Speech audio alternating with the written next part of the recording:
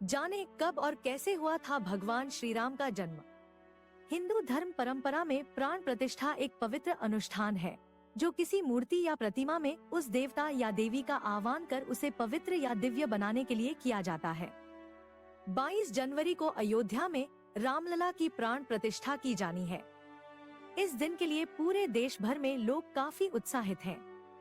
रामलला की प्राण प्रतिष्ठा के वक्त गर्भगृह में कुल 121 पुजारी उपस्थित रहेंगे।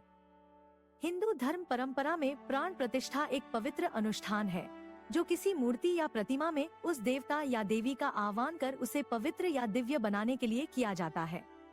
शब्द का अर्थ है जीवन, जबकि प्रतिष्ठा का अर्थ है स्थापना। ऐसे में प्राण प्रतिष्ठा का अर्थ है प्राण शक्ति की स्थापना या देवता को जीवंत स्थापित करना। भव्य राम मंदिर में भी रामलला की प्रतिमा की प्राण प्रतिष्ठा की जानी है। देश भर में इस पावन दिन विशेष पूजा अर्चना की जाएगी। आइए पढ़ते हैं भगवान श्री राम की जन्म कथा। कैसे हुआ था श्री राम का जन्म। पौराणिक मान्यताओं के अनुसार भगवान श्री राम एक अवतारी पुरुष थे।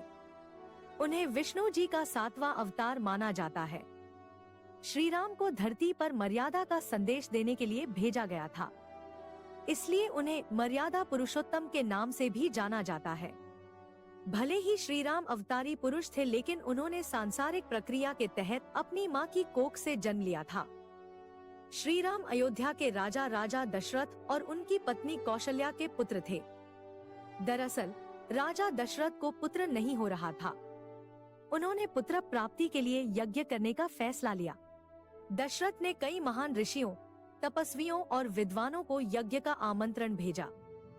फिर गुरु वशिष्ठ और श्रृंग ऋषि के नेतृत्व में यज्ञ शुरू हुआ। यज्ञ में देश भर से कई महान तपस्वी पधारे।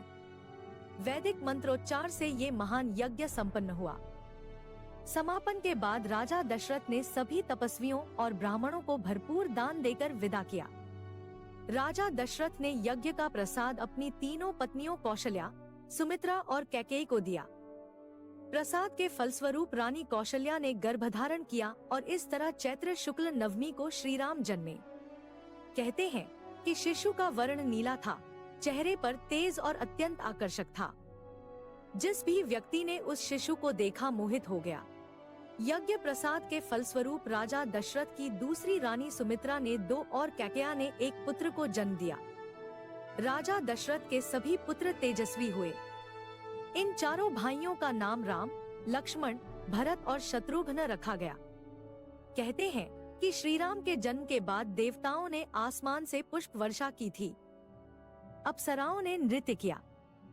चारों ओर उल्लास था। समय बीतने के साथ साथ राम अपने तीनों भाइयों से ज्यादा गुणवान होते गए। वे सभी विषयों में पारंगत हो गए, इसलिए तीनों भाई भी उनको बहुत मानते थे।